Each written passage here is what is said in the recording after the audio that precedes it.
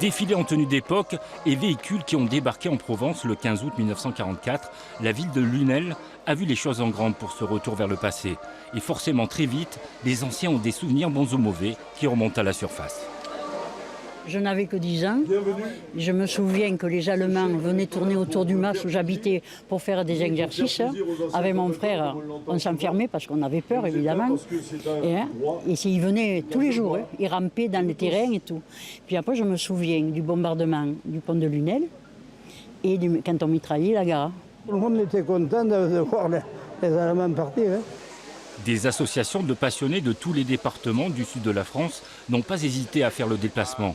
Tous sont là avec uniformes et engins militaires pour perpétuer le devoir de mémoire. Mon adage, c'est pour savoir où on va, il faut savoir d'où on vient. Et c'est valable dans toutes les situations, au lit familial, au professionnel, etc. Donc si on en est aujourd'hui à une vie où on a la liberté, il faut penser qu'il y a des gens, il y a 75 ans, qui se sont sacrifiés pour ça.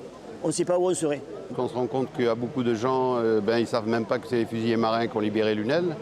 Pour eux, c'est les Américains, et c'est vrai. Grâce à eux, on a le matériel et on a eu tout ça. Et je pense qu'on a tous des parents qui ont fait une histoire. Et nous sommes un peu le garant de cette histoire pour que ces jeunes n'oublient pas le sacrifice de ces personnes qui avaient 20 ans et qui ont donné leur vie pour défendre la France. La ville de Lunel a été libérée le 29 août 1944 par les soldats du colonel Simon, accompagnés de nombreux résistants. Ce convoi ira ensuite à Montpellier et jusqu'à Perpignan pour chasser les Allemands et permettre au pays de retrouver la liberté.